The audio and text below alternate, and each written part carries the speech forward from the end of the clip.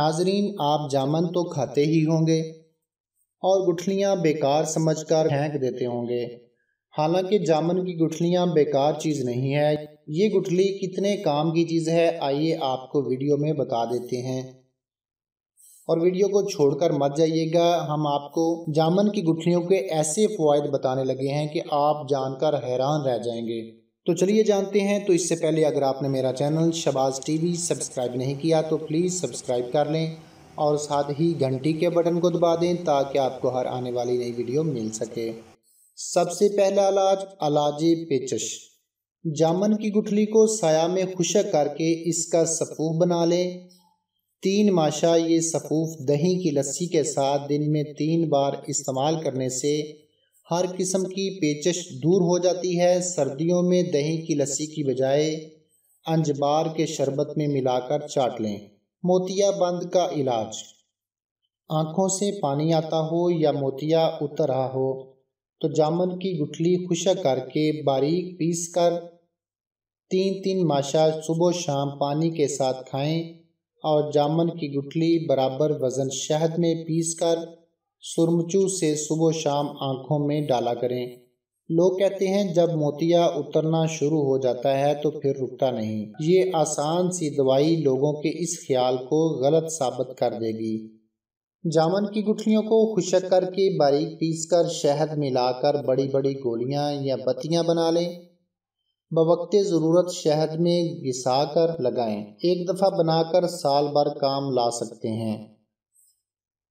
मसाना की कमज़ोरी के लिए, जिन लोगों का मसाना कमज़ोर हो गया हो और रात को बार बार पेशाब आता हो, उनके लिए बेहतरीन दवा है कि गुठलियों का सफ़ूफ बनाकर 3-3 माशा सुबह शाम पानी के साथ खाना बहुत बेहतरीन है।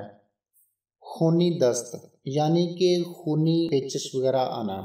खूनी दस्त में जामन की गुठली 1 तोला सुबह शाम पानी में रगड़ कर पिलाना बहुत ज़्यादा मुफीद है। आवाज़ का बारीपन, जामन की गुठलियों की शहद में मिलाकर बनाई गई गोलियां मुंह में रखकर चूसने से बैठा हुआ गला ठीक हो जाता है और आवाज़ का बारीपन दूर हो जाता है। अगर देर तक इस्तेमाल किया जाए तो देर से बिगड़ी हुई आवाज़ भी दुरुस्त हो जाती है। ज़्यादा बोलने और तकरीरें वगैरह करने वालों के लिए बहुत ज़बरदस्त चीज़ है।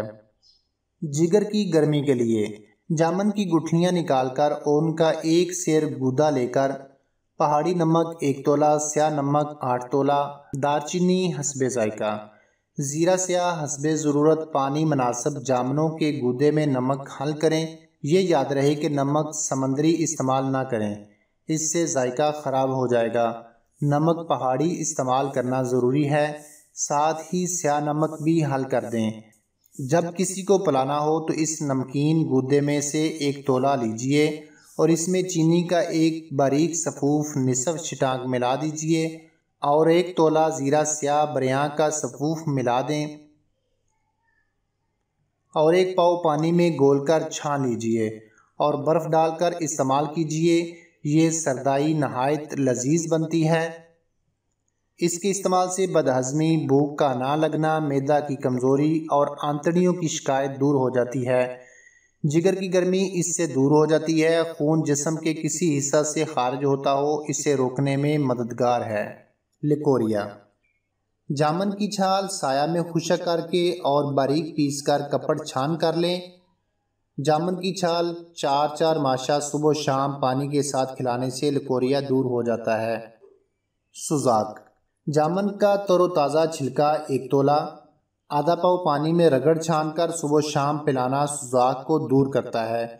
जामन की छाल को साया में खुशक करके बारीक पीस कर कपड़ छान करें और 6-6 माशा सुबह शाम पानी के साथ खिलाएं तो इंशाल्लाह सुजाक दूर दूर तक ख़त्म हो जाएगा।